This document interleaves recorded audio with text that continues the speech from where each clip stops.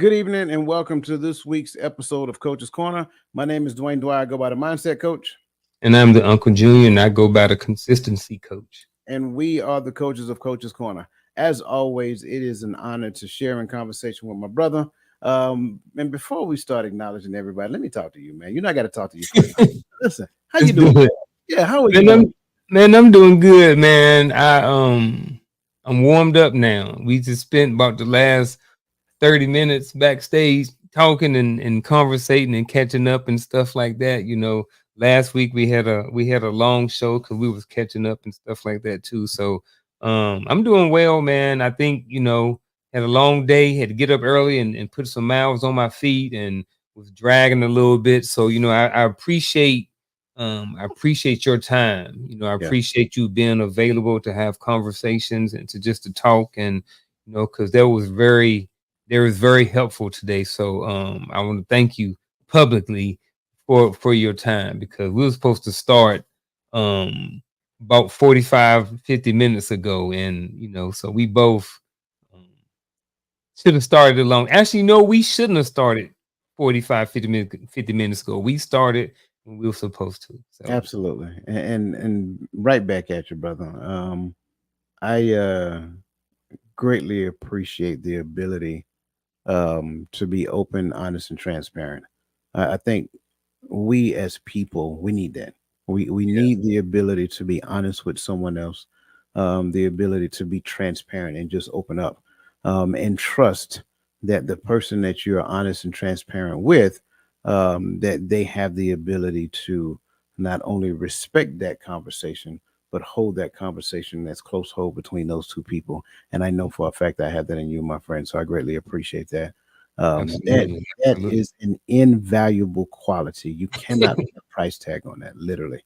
And just kind of it's a perfect place to say how much I value our individual conversations. Yes, sir.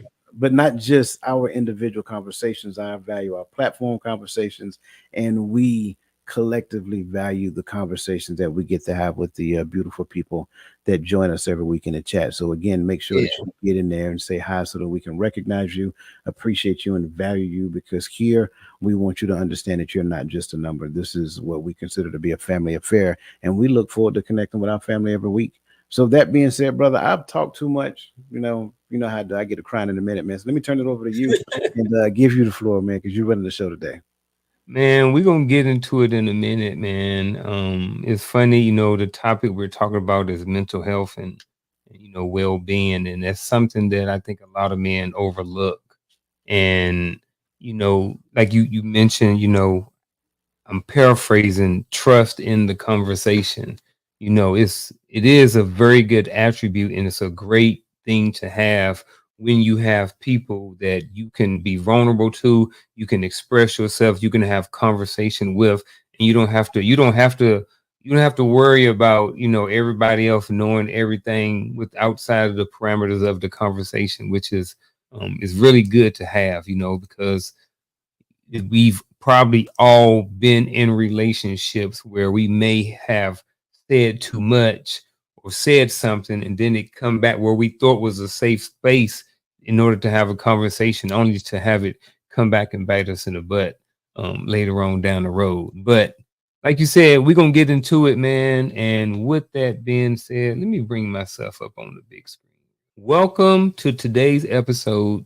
And what we're going to do today, we are going to really get into a topic that is not just timely, but very essential: mental health and well being. As men, we often carry the weight of expectations, responsibilities, and societal pressures that can take a toll on our mental health. It's time we shed this stigma and have an open, honest conversation about what it means to take care of our minds, just as we take care of our bodies. Today, we're going to talk about stress management, emotional intelligence, and mindfulness, and how it can transform our approach to life challenges. We're not just talking about surviving, we're talking about thriving. So whether you're new to the conversation or have been on your mental health journey for a while, this episode will equip you with insights and strategies to enhance your well-being and support those around you. So let's get started. Man, so with that being said, man, we start, like I said, we talking about mental health and well-being. So this is something that we started hearing, I think, a whole lot about, especially during 1920, during the COVID years or whatever like that. A lot of people seemed like they were going into mental health. They were talking about well-being, everybody on podcasts, all these different things. So whether it's good or bad, what comes to your brain when you hear mental health and or well-being? Very unpopular answer. Um, it is a space where it is lopsided and unequal. Um, and this is what I mean when I say that. Um, I really do believe, unless it is specific to a thing, nobody really cares.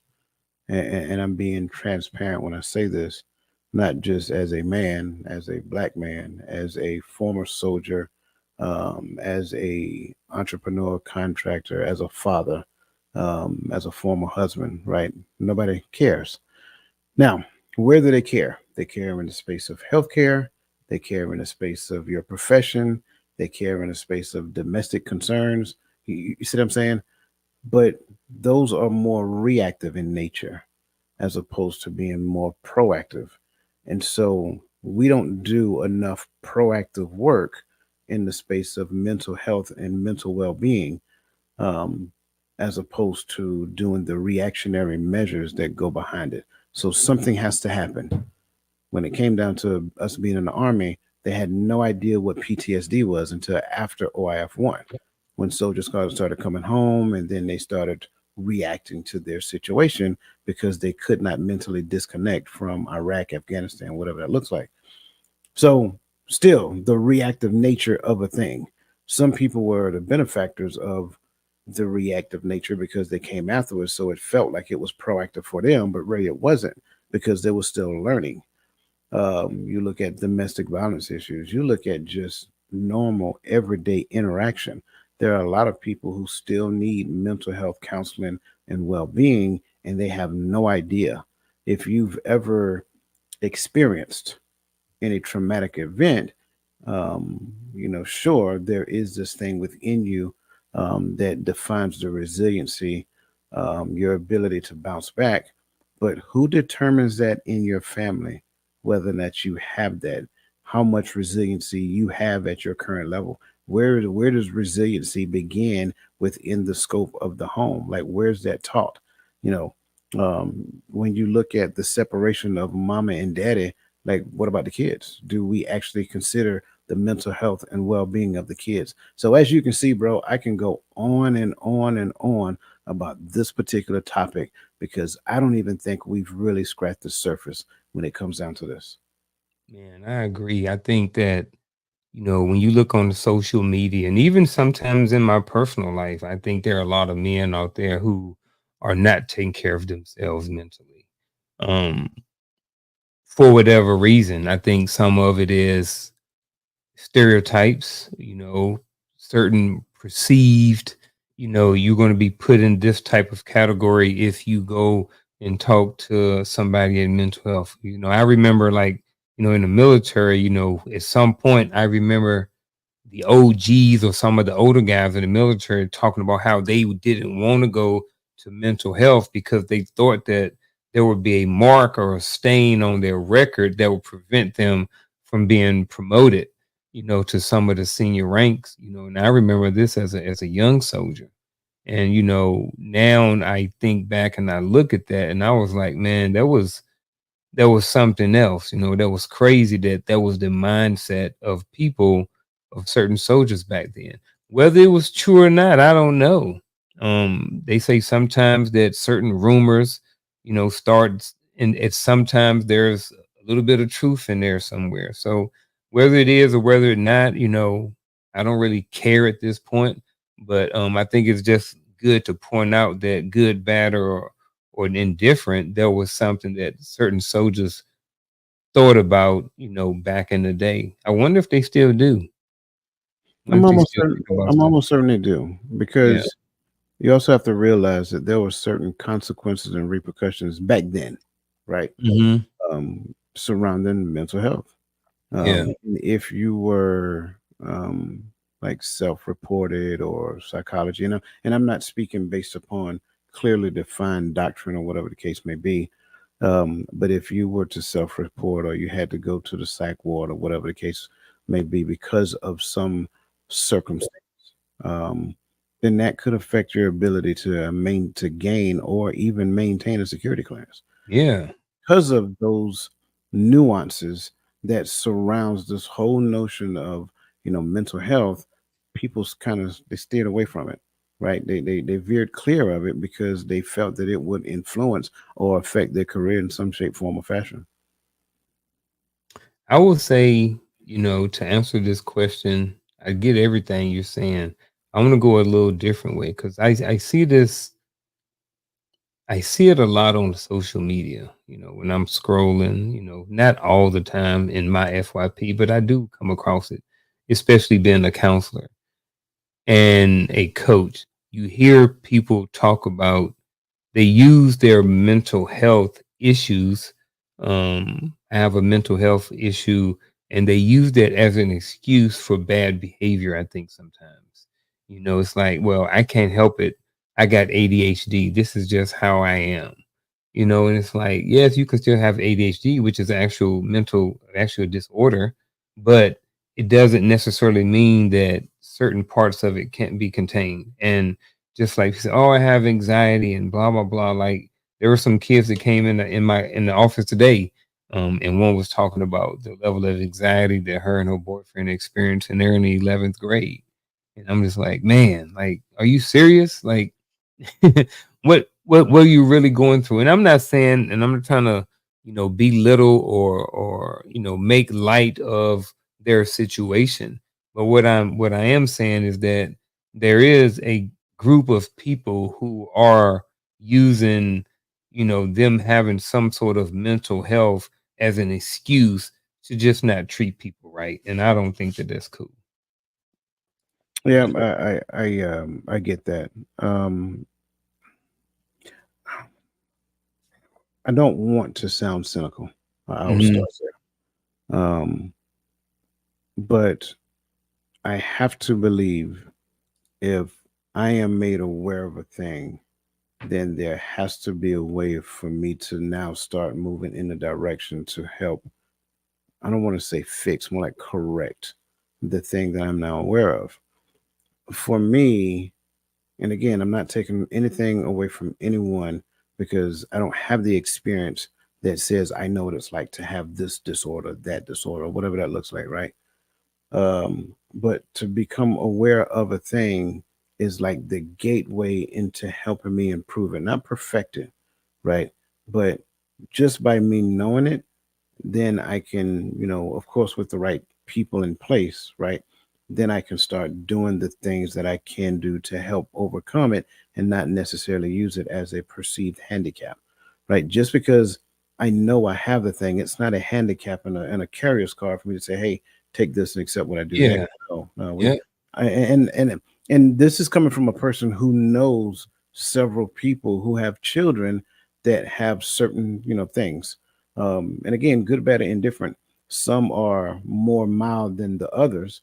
But at the end of the day, what I value in those relationships, I see that they don't use it as an excuse.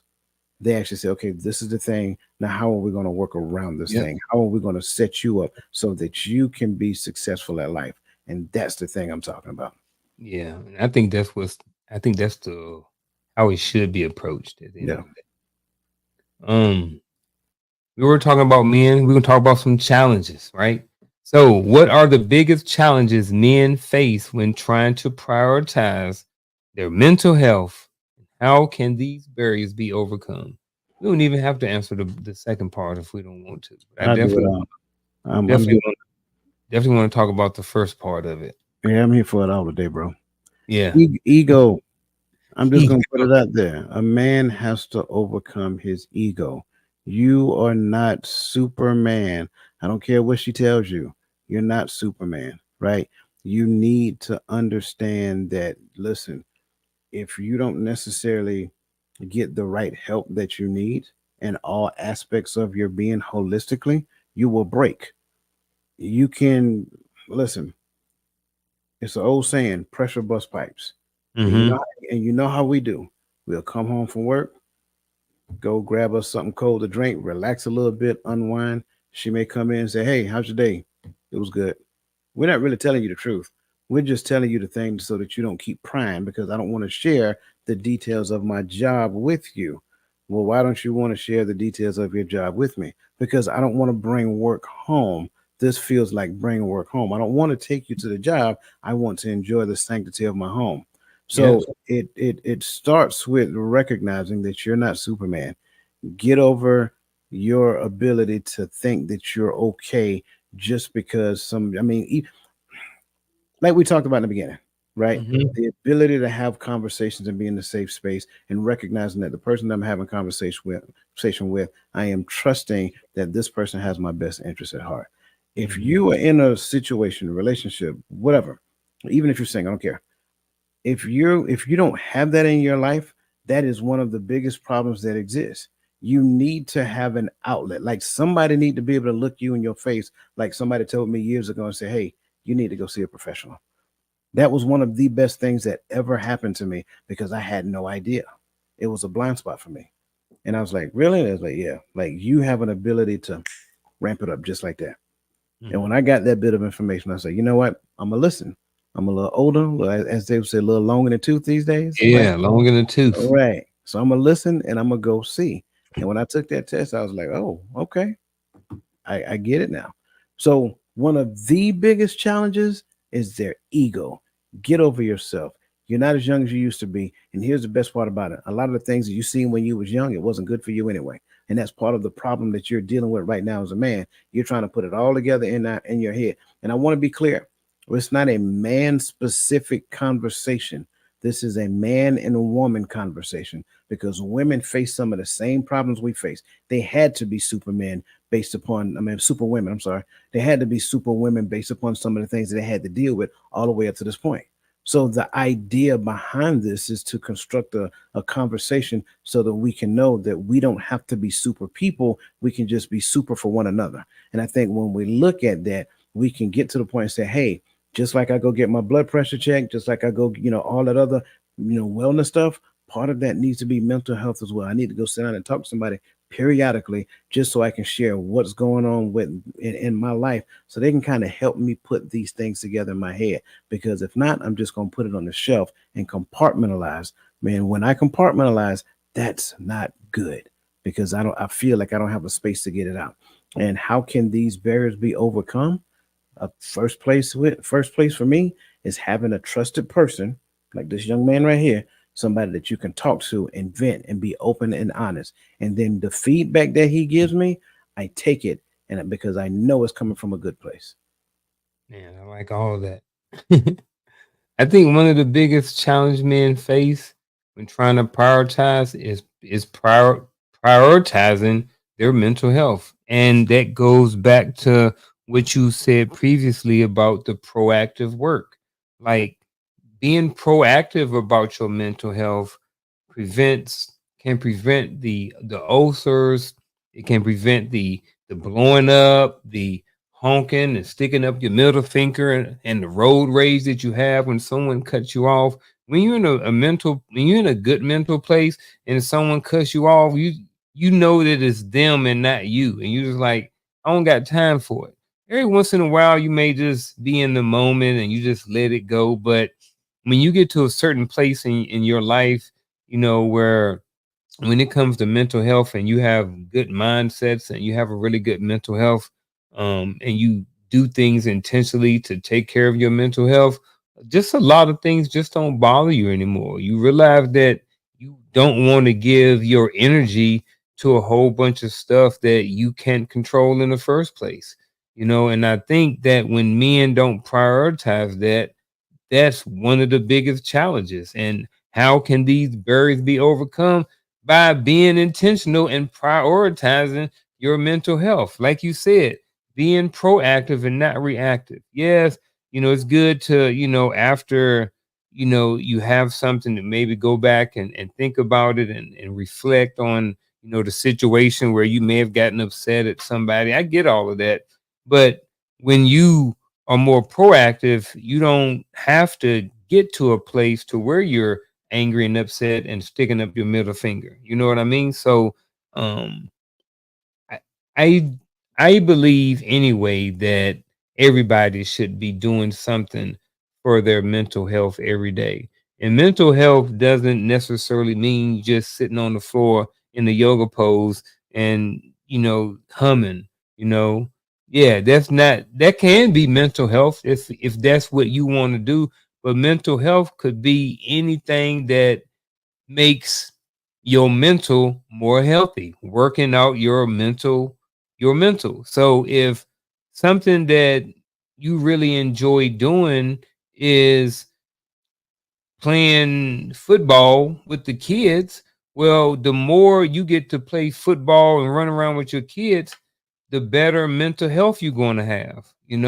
If you enjoy fishing and that really relaxes you and just brings a lot of clarity, and you can be out there listening to music or just listening to nature and fishing, and that helps your mental health, then prioritize that. Do more of it. Be intentional with it.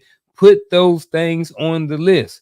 Just like, when you get paid, you say, I'm going to pay this, I'm going to pay this, I'm going to pay this. Do the same thing with your life. Figure out how you're going to pay yourself a mental salary every single day or every single week. Do something for yourself. I so like that, and I like the fact that you brought up the things that put people in a place of what I tend to call Zen, right? Mm, Put you in a very relaxed state, whatever the case may be. But this is the thing that I've witnessed. I've witnessed you have people like to exist in the extremes. Well, being in the extremes does not necessarily help me to understand that my mental health is good, right? I need to be able to, and that's why I kind of mentioned the whole resiliency thing earlier. I need to be able to be in a situation and recognize that this situation either sends me to one extreme or the other. If I get to set the conditions of the situation, and therefore that puts me in a relaxed state of being, like going out to going out to the lake and getting in the boat, and I'm not going to do it, but getting in the boat and riding out to mm, the middle of the lake with my fish in the water and relaxing in the sun, all kind of, and I'm just at peace. Well, that's great. That's recharging, right? But what happens when I'm in that traffic and grandma cuts me off doing about a whole 15 miles per hour at 45, stuff like that. yeah. Do I cuss grandma out? You know what I'm saying? Am I just yelling and punching the roof while I'm driving down the street? Or do I recognize that, okay, I'm good?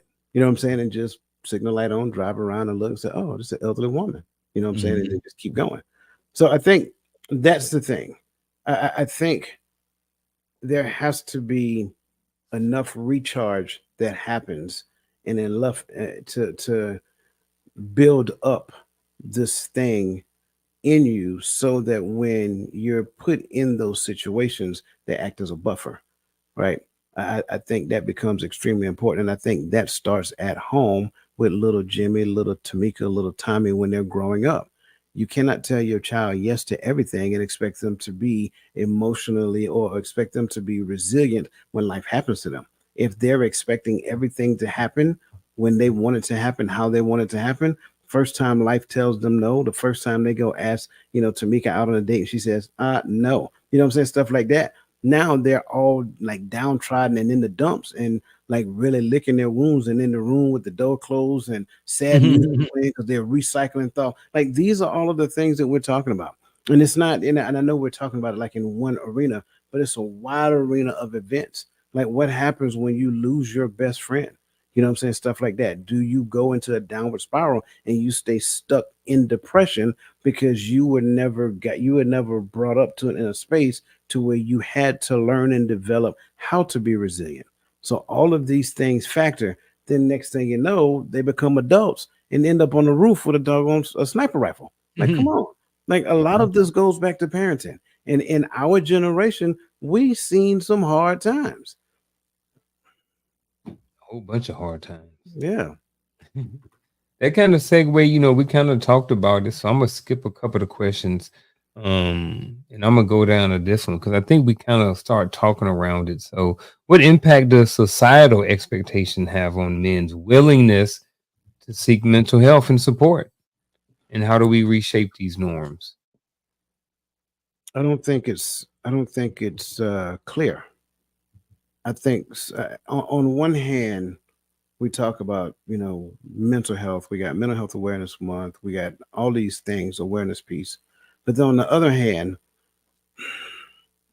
I'm not necessarily seeing the support system that says it. Sure, if you go out there and seek it, but this is the thing: for a thing that I know clearly to be available for everyone, it should be easy to obtain. But if Hmm. it costs me a large amount of money, then everybody can't get it. So I'm not just when we say societal, I'm not sticking to what just social media's interpretation is. I'm talking about the whole scope of it. Mental health is expensive. Let's be Hmm. honest. Yeah, In most cases, you need insurance to pay for it. In most cases, especially if it's going to be a prolonged relationship with you and your yeah. counselor. Well, It ain't everybody, just a pill. right? Hmm. Everybody, and that goes into a different arena. Now we're Yeah. talking about, the oh man, what do you call it?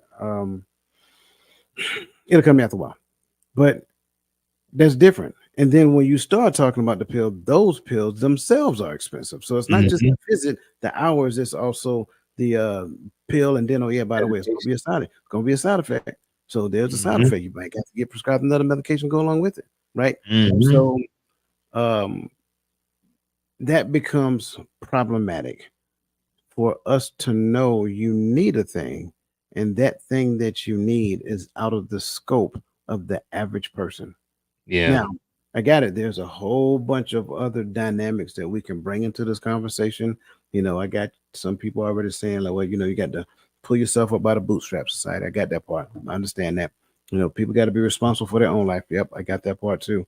But let's just be honest, man. To some people, life happens. And I'm not making excuses for nobody, but they're caught in large cases, they're caught in a cycle. I wrote a white paper on this when I was doing my graduate studies. They're caught in the cycle, and the cycle by itself is a self-licking ice cream cone. And what ends up happening is that a small percentage of them get out of that cycle. But this is all they've seen growing up, and then next thing you know, they're the adults. And what behaviors do you think they're repeating? They're repeating the same behaviors that they're seeing. So this just keeps going around and round and round. But who is getting mental health counseling over there? Who is worried about emotional intelligence over there? You see what I'm saying? So it Yeah. becomes problematic for one group of people to get the help that they needed. Now you factor in other groups of people can get it because they got insurance, they can afford it, whatever that looks like. They probably know some people who know some people who actually Hmm. exist in that realm who may help them out. I'll be honest with you. So when you look at the impact of societal expectation looks like one way and one way only. Get mental health counseling. But it's not that easy. What does it look like to get mental health counseling for every man, woman, and child? And if we don't have an answer for everybody, we don't have an answer. Yeah. I like that. Um, I'm looking at these societal expectations and I'm thinking about, you know, who, at what point in life do we start hearing about mental health and seeking mental health? I know for me, it wasn't until I was an adult, probably in my 30s. You know, when I was teen and 20s, like I really don't remember thinking too much about my mental health. You know what I mean? Yeah. I heard a little bit of stuff about what people said in the military, but I didn't have any type of knowledge about it. So because I didn't have any knowledge about it, especially, you know, as far as being proactive, there was no willingness to seek mental health because it wasn't something that was talked about. It wasn't something, the information wasn't out there. There wasn't information about, and even now, I'm going back to the proactive thing that you talked about. Hmm. There is not really people talking about proactive. Like if you look at the commercials, I don't remember. It's like the commercials talk about after Yeah. something has happened. Yep. It's like what they focus on the after work, but it's like the commercials don't really talk about the proactive work. I don't know if there's a big space where people, generally talk about the proactiveness of something. It's like, you know, create the problem and then create the solution and then sell the solution. So it's like seems like it's a lot of that. Whereas the proactive part, and like you said, it's expensive. So who in their 20s and early 30s and stuff are really, like I said, thinking about it or even have the funds to go out there and be proactive with their mental health? I wasn't really proactive with it. It was kind of after some things that happened. And then, like you said, we think we're being proactive, but really not, Right. So I didn't started going to seeing a therapist until I was my late 30s before the first time I went to go see anybody. I had two stints, and I might be getting a little ahead.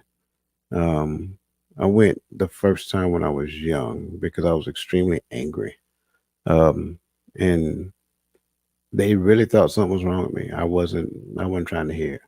So we go see the counselor, and I'm sitting in there.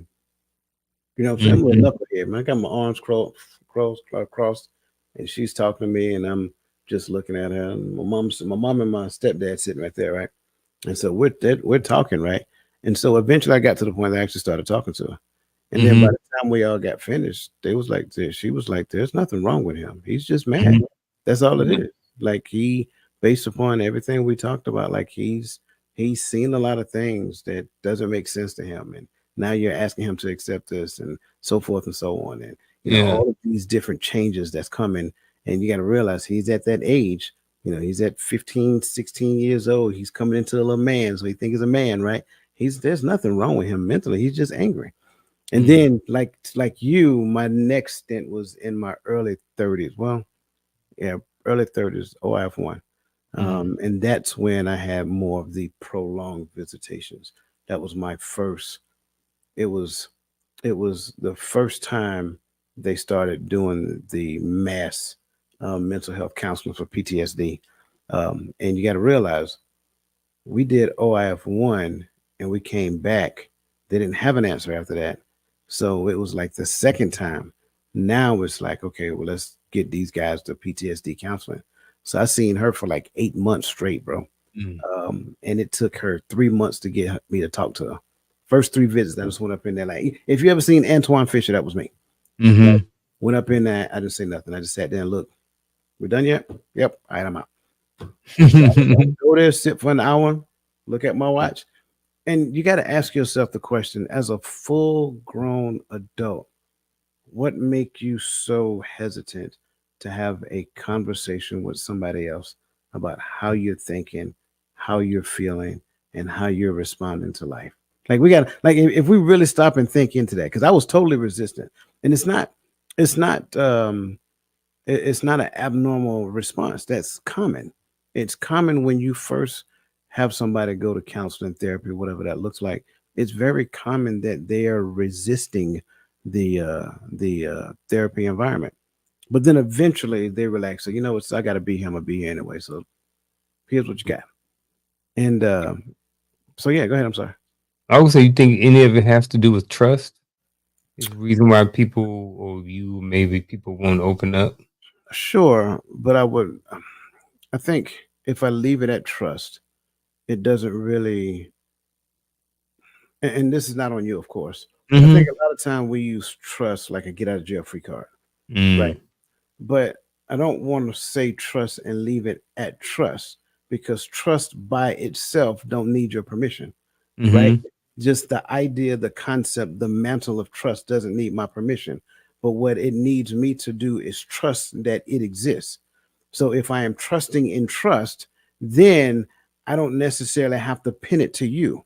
But what we try to do is take it and pin it to the other person. And when we pin it to the other person, now that gives you an accountability metric to me, which in turn becomes another version of control. So to mhm, relinquish the notion of control, we trust the counseling, the coaching, the therapy environment is available for everybody, but we must both be fully participative in it. Therefore, I never relinquish you your responsibility for this relationship, because it, make no mistake about it, it's a relationship. Um, but here's the side to it that makes it difficult. No one ever teaches that coming out of home. So if you don't teach me that coming up from up under the roof of mom and daddy, I think trust is something that I get to put around your neck, and I keep the key to Mm. it. I keep the key to it when I walk away from you. Therefore, now when I come back to you, if it's damaged in any shape, form, or fashion, it's your fault. You did it. But that's not really an authentic place for trust, because trust by exists without your presence. That's the other part to it. And so I go the rest of my life trusting people when I was never supposed to trust people. I was supposed to trust that trust exists. So Mm. I agree to your question. The answer is yes, but it's only because we don't understand trust. And now I'm sitting here and the relationship say, hey, you want to participate? Nope. You want to participate? Nope. And the counselor's on the other side, like, hey, I'm here if you want to talk. Yeah, thanks. I'm not talking to you. Me and Trust trying to figure this thing out first. Trust, Mhm. like, you want to participate? Nope. You still don't Nope. want to participate? Man, we've been doing this for 3 weeks now, 3 months now. Yeah, I got it. I'm starting to get to know who you are, but I'm not ready to open up yet. Okay, you're gonna come back next week? Yeah, I'm coming. Me and Trust having a conversation now. The Mhm. counselor is just sitting there. I'm here whenever you want to talk. I'm just sitting here putting some notes in or whatever. And so the fourth time I show up, Trust, like, you ready? I'm like, okay, fine, I play now. So now Mhm. Trust steps aside, and now me and the other person can now have an open conversation with Trust being the overseer. But no one teaches that. Yeah. I know it's kind of new information to me as well. Never really heard it never heard it put that way as either. So definitely appreciate that. Dang. Yeah, but see, if any other way, it gives the impression that your version of trust is better, more important, or more complete than mine. And neither. Mhm.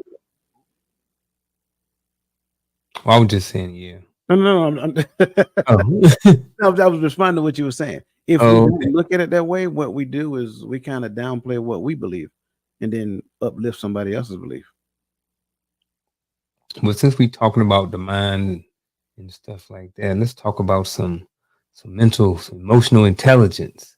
So how can emotional intelligence affect a man's overall well-being? How can it be cultivated? Hmm. Um, Kind of goes back to what we talked about previously. We first got to understand what emotional intelligence is. And I know some people like to say it's the ability to manage my emotions intelligently. Okay, great. Only thing we did is jam two words together and try to define both of them. But it's really is my ability to not allow my emotions to dictate the outcome of the environment. And if I'm really good at it, I won't allow yours to do it either. Hmm. But that also involves a lot of self reflection, assessments, and adjustments within self. So when we talk about how can emotional intelligence affects a man's overall well-being, immensely, because it always requires me to take a look within, to understand what I'm thinking, feeling, and choosing at every given moment. Again, thinking, feeling, and choosing. Why? Because that's what emotions are. Remember, we talked about that a few weeks back. The subjective response, the subjective interpretation, the physiological response, and the actual physical response, the behavioral response, right? So emotional intelligence makes me consider what I'm thinking, feeling, and choosing in every aspect of my life. And if the outcome is unfavorable to me or anyone that I'm connected with, then I go back and make micro adjustments so I can respond differently. Being able to do that is a clear sign of good mental health.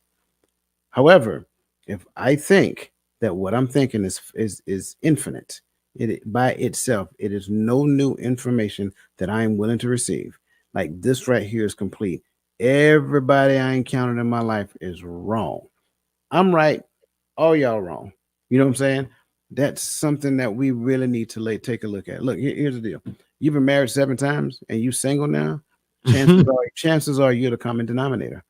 You see what I'm saying? Like at some point, the facts have to make sense to me. If the facts don't make sense to me, then I can't blame everything else that contributed to the facts when I'm the common denominator. That is a problem right there within itself. And if I can't see that about myself, then there is a serious concern. Emotional intelligence by itself will help me to analyze me and make the micro adjustments so that I can get to the point of continuing to get better, progress, and become more emotionally aware in the moment. Because now we go from one stage of awareness to the next stage of management, and not just management, but also social interaction. Therefore, now, because I've been this open and honest with myself about myself, now I can have better relationships, more healthier relationships. I don't go into a frenzy whenever things don't work out the way I want it to work out, because I don't think the world rotates on the axis of how I feel. How can it be cultivated?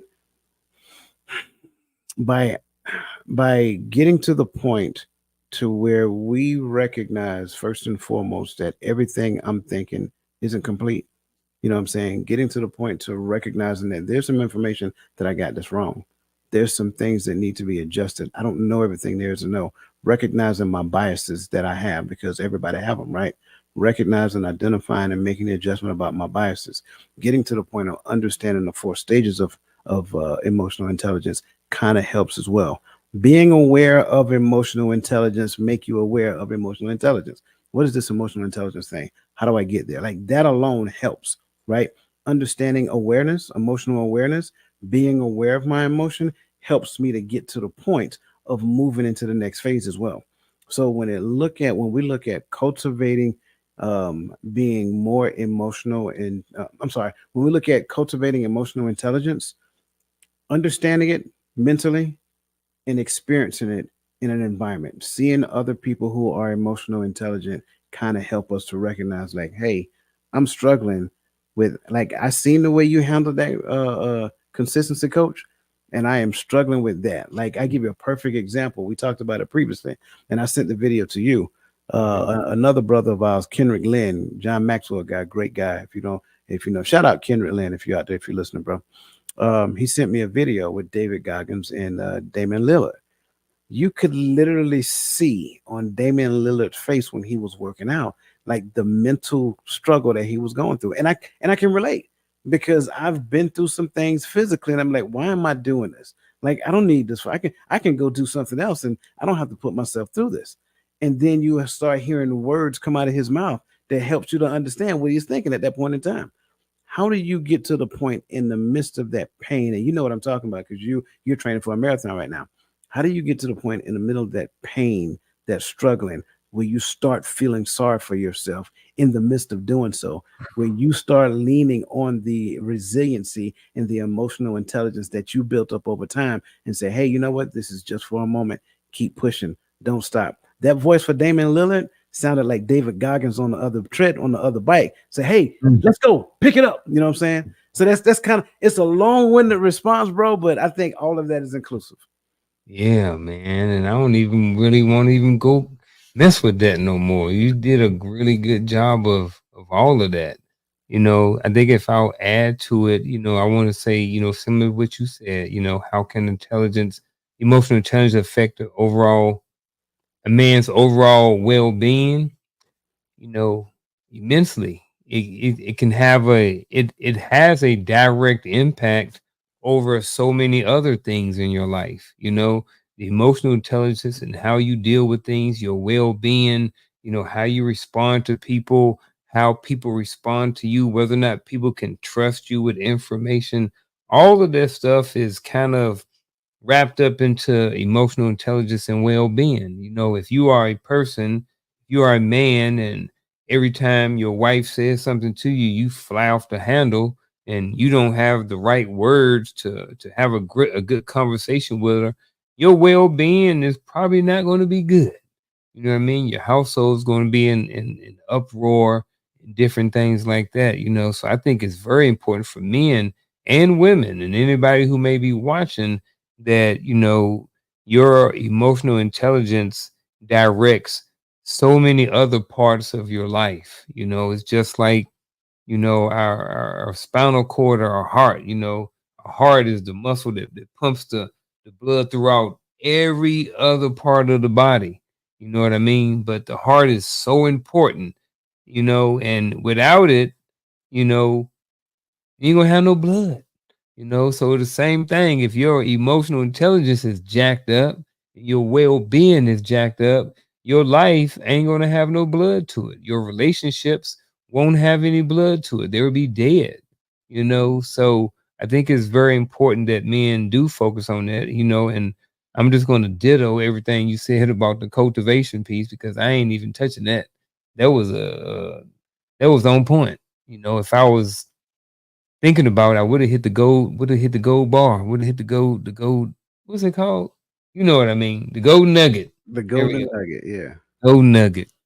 But one thing we are going to do is I do want to make sure that we get out of here on time. Last week we kept them a little bit long, so we got 15 minutes. So we're going to start earlier tonight, and we're going to start with some of these true false questions. We also have I got a couple of scenarios and some multiple choice questions. So honestly, I don't know how I closed that other window out. But with that being said, folks, here is the first true false question of the night. True or false? Men are less likely than women to seek mental health issues. As disturbing as this is, I would say, as I give people time to actually put their comments in the chat, one of the things I've learned is that women are more open and honest and transparent when it comes down to going to the doctor. For whatever reason, men struggle with that. I don't know if it's something from our childhood rearing years or whatever that looks like. But so the answer is men are less likely than women. Yes, they are less likely than women to seek help for mental health issues. Yeah. I haven't looked at any numbers, but it's my assumption that it would be the same thing, for a lot of those same reasons. Um, I said yes. I'm even sorry. True. The answer is true. yeah. Yeah, I'm sorry. Yeah, like even going to the doctor, it's like, you might need to tell him about certain things, but you also know that if you tell them about certain things, they're gonna want to check certain things. And you know, I get it. It ain't Yeah, just mental, it's physical health issues as well, but for this, definitely mental. absolutely. Um Next, emotional intelligence is solely about recognizing emotions in others. Yeah, I just kind of talked about that in detail. Absolutely, absolutely not. Yeah, It, absolutely not. it starts with you. You can't recognize somebody else's emotions until you first understand yours. I think it's a big misconception to where a lot of people feel like they have like this because you've been told a thing your whole life. You think you're good at it, and so you stop assessing you and you start assessing everybody else. No, don't do that. Work on self first. Man, what's funny about that is that when you get to a certain level of emotional intelligence and you can really recognize these things, man, you recognize them in everybody. You was like, darn it, man, this person really need to go and talk to somebody. This person really need to do this. You know what I mean? Yeah, And and it's and, like, and the dang, they just difficult don't part. get it. Yeah, and the difficult part is like you have an extreme amount of compassion for the other person. And it's Yeah. like even in the midst of conversation, you can hear them recycling their thoughts in the conversation, and you're asking questions like, let me slide over here and ask this question right here. Same recycling thoughts. I'm like, you're not seeing it, and it's largely because they don't want to see it at that point in time. Yeah, man. I know some people like that. Moving on. Chat, we still here. Regular exercise has no significant impact on mental health. There is no question in my mind that the chat is going to get this one 100% right. So, without further ado, regular exercise has a huge impact on mental health. That's why the Army does PT in the morning before they go to work. Absolutely. You already know I'm on that 100 times. Absolutely. Like, I cannot tell you, like, when you was talking about the David Goggins and Dame Lillard stuff, because we kind of talked about it even before the show. Like, I get that, man. Like, we talked about, earlier, like, I look at that schedule over there and that Joker got 13 miles on it Saturday. And it's like, Hmm. whew, I'm about to break in some areas I ain't never been through. And then it's like, I don't have to do that. Hmm. You know what I mean? So mentally, I understand that for me, by doing hard things, it makes life easier. After, like, I got up this morning and I ran 8 miles, and I had to leave the house by 6 o'clock. Hmm. So that means I had to be done by 5:30. So I had to start at 4 so I could be done by 5:30, right? And mentally, I was like, bro, you ain't even got to do it this morning. You can just take this one off, Yeah. So, but I will say that, after I did that, like, the rest of the day is easy after that. Like, I've done the hardest thing that I've had to do already. So everything else, and I pushed through that because I did not want to do it this morning. Yeah.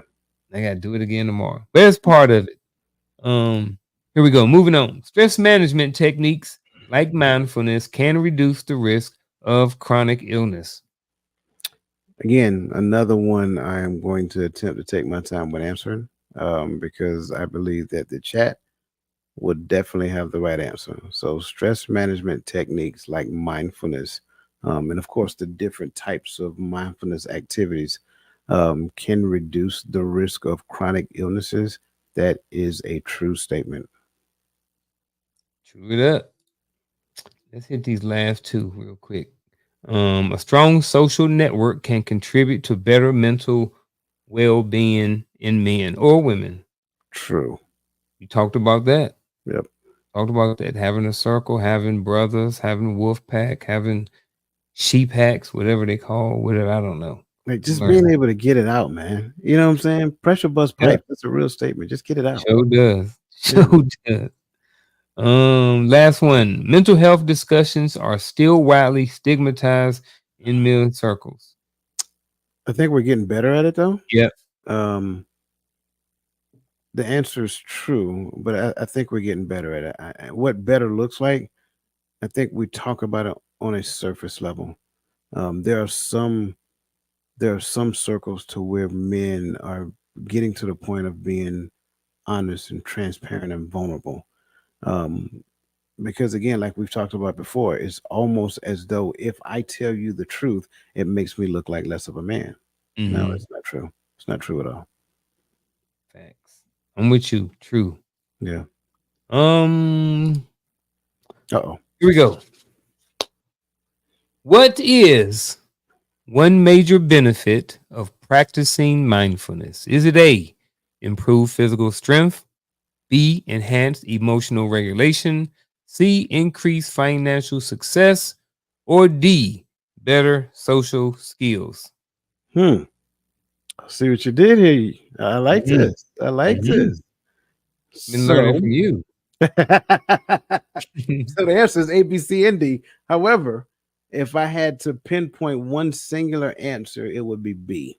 But I think it's every last one of them. Yeah, it can definitely help with all of them, but I will with you. Definitely enhance emotional regulation. Whew. You can just talk to people. Yes, sir. Man, come on, where's the next one? Okay, here we go. Which of the following is a common barrier for men seeking mental health support? A, the lack of resources. B, fear of stigma. C, time constraints. Or D, all of the above. Now, this one's good, really good. And I know as people are watching this one, they're looking at C and like, how in the world is C an answer? Well, let me explain as you guys are putting your answer in the chat. C can be an answer if that man has a full time job if that man got to come home and go to the baseball game because his son plays baseball, or go to his son's baseball practice or basketball practice or football practice or whatever that looks like. Still got to spend time and cater to his wife, and then got to wake up the next day and repeat all of that over again. Lo and behold, if they're about to do 13 miles like my friend down here. So it can be C as well. And that's, I just wanted to comment on that because I know somebody was thinking about it. I would say the clear cut answer is B, fear of stigma. But like you heard me talk about previously as well, those resources aren't there for everybody. Like some people just don't have access to it because they can't afford it. So B is the clear defined answer for me. All right. What role does emotional intelligence play in mental well being? A, it has no significant impact. B, it helps in recognizing and managing emotions. C, it improves physical health only. Or D, it makes people more intelligent. Ah, very good, very good. So C is eliminated because it has the word only in it. Right. Hmm. Once the word only shows up. Now, if the word only wasn't in there, it will still be a part of the equation. Hmm. I do like D because what we've learned is that intelligence is a facet of learning, not necessarily a facet of intellectual quotient, which is what we thought at one point in time. We thought IQ was intelligence, but it's not that. It's just your ability to learn. Whether we're talking emotional adversity, whether we're talking social, all of those things. Hmm. So I would say because that is the case, D is still part of the equation. It helps people recognizing and managing their emotions, absolutely, and it has no significant impact. Wrong answer. So B and D is definitely my go-to, but definitely B is the clear number one. I can rock with that. Which of the following is a key component of stress management? A, ignoring stressors. B, engaging in physical activity. C, increasing work hours. Or D, avoiding social interactions. What most people do is D. I'm just gonna spit it out. Hmm. Yep, they go and just get off Facebook. Yep. But Go call. Facebook ain't the problem. Facebook is the distractor. Oh, See what you did yeah, there. That's pretty good. That's pretty good. yeah. Um, So I would definitely have to say B with these selections, right? Engaging in a physical activity. It kind of helps to release some of the stress that you actually have. That was the space I caught myself in when I was in the army. I used to work out Mm. like a bad man, bro, because I was angry. Um, but definitely ignoring stresses is definitely not. Increasing work hours definitely not. And avoiding social interactions, no. So the only answer here that actually makes sense would be B. There Unless you you know go. something I don't know. With B too.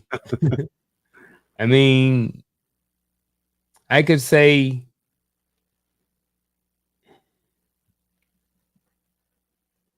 I could say avoiding certain interactions with certain types of people.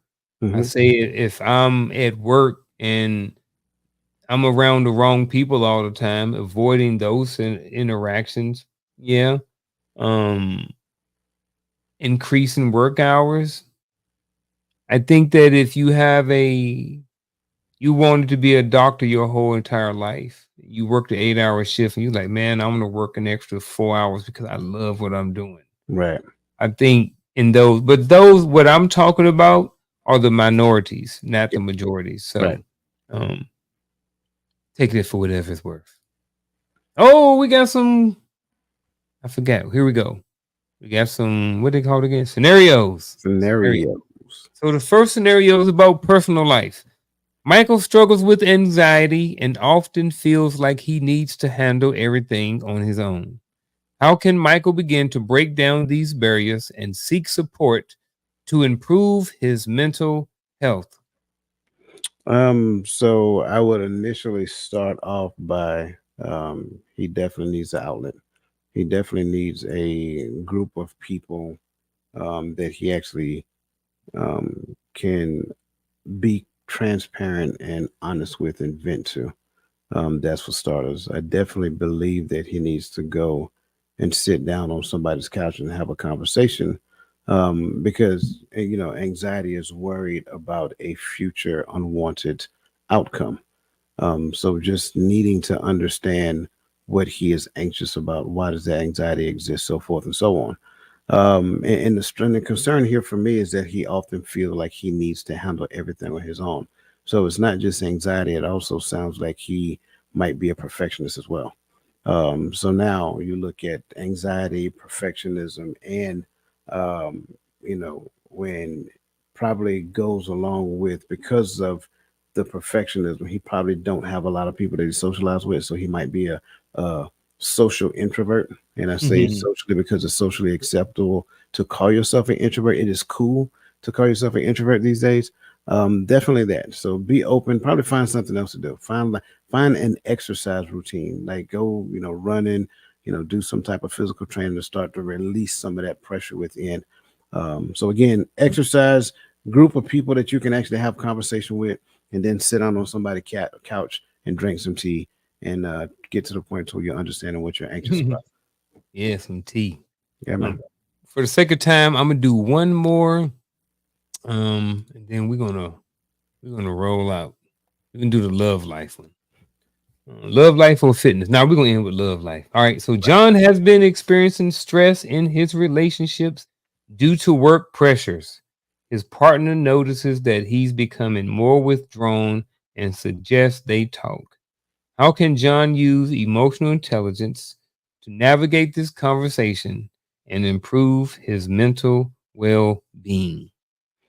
This is chocked full of unknowns. It ain't nothing but unknowns. Yeah. I think one of the biggest concerns here is that John has been experiencing stress in his relationship due to work pressures. So, how are you allowing John? This question is for John. Why is it that work pressures, work stresses are actually being interjected into your relationship? That's for starters. And it just kind of reminds me of what I said previously. Like when we come home from work, you ask, how was work? It was okay. Like you don't really want us to share all of the because this is what happens. Sometimes we get Mhm. so we go back and relive the moment as we telling it to you, and then lo and behold, when you say, "Well, you shouldn't have done that," like, oh my God, you know what I'm saying? Now it's all going downhill. Right, wrong, and different. So I think the big question here is that being open and honest, she needs to express based upon her observations, and I think that's the key.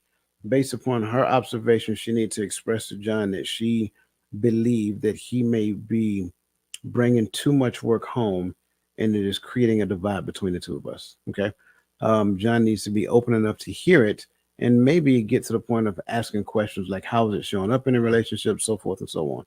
So, not feeling the need. I'm sorry, getting to the point to where you humble yourself for the sake of relationship, listening to everything, but don't feel personally attacked. From the communicator side, do not personally attack the other person. You talk about the facts and the facts alone. Don't even necessarily talk about how you feel about the facts yet. Just talk about the facts and what you notice the facts are doing. Then once you do that, then we can talk about how it feels. So now as you understand the fact, once you confirm that the fact is there, you recognize that you've seen that in yourself. Now I can share with you how I feel. And I just feel like when you do that, you're taking your aggressions out on me because you don't necessarily feel that you can do it at work. So now that takes on a whole different light when it comes down to it because I'm not putting my emotions at the forefront of the conversation. If she doesn't do that to him, he won't feel attacked. He might be more open to the conversation. I think she gets I think she gets the resolve that she is looking for, which is a conversation that yields understanding. Once she goes into that conversation with an expected outcome, she is already behind the power curve. Make room for the conversation to flow as it should, but you just be transparent enough and be open minded enough for the conversation to happen. Too many times people go into a conversation with an expected outcome and then they Mm, get their feelings hurt because they didn't get what they expected. yeah, great, great point right there. I just want to speak to the bringing the work home. I think there's a there's two sides to this. Hmm. Because some people say, man, you got to leave everything at the door. And I 100% understand that. But I also understand that there's a differences in types of work that people do. Right. On one hand, you have people who may make bread on a construction, I mean on an assembly line, right? So once they are done, they're done. They've clocked out their 8 hours. They do not have to think about bread again because all they have to do is punch a button every 17 or 18 seconds. I'm just not trying to be funny. I'm just saying. And then I think on the other hand, you have people who may have to use their mind a lot while they work. So they're all constantly thinking about something, their spreadsheet, how to be better at their job. So once their job is over and they've clocked out for the day, there's still that mental job stuff that they're thinking about because maybe they want to be successful or that it's just a job that requires a lot of just thinking in general. Being in the military, once you clock out, it ain't over. You know what I mean? Because you may get a phone call at 10 o'clock at night. You may, have to go in at 4 o'clock in the morning for a urinalysis. So I think that there are certain jobs that you can always leave at the door. But I think sometimes there are jobs that bleed over into the relationship. Not necessarily saying it's right or wrong, but I am saying there's something that happened, and that's why you have to have those conversations with that person and be open and honest and transparent about it. Saying, "Hey, look, like you said, what are some things that you are seeing in me when I come home?" And Yeah. letting her know, say, "Hey, look, I don't have a job where I just clock out. I'm still constantly thinking about things because I'm in charge of 30 other people on a constant basis." So I just wanted to put that out there. Nope. I'm good. I'm good. I appreciate that. Yeah, That's facts. yeah. And with that being said, we went over 7 or 8 minutes today, so we are not going to do actionable advice. We got some scenarios done and stuff like that, man. So with that being said, man, what is it that you have to say to end the show? Oh, before I do, I'll close us out anyway. So go ahead. Um, Mental health is real.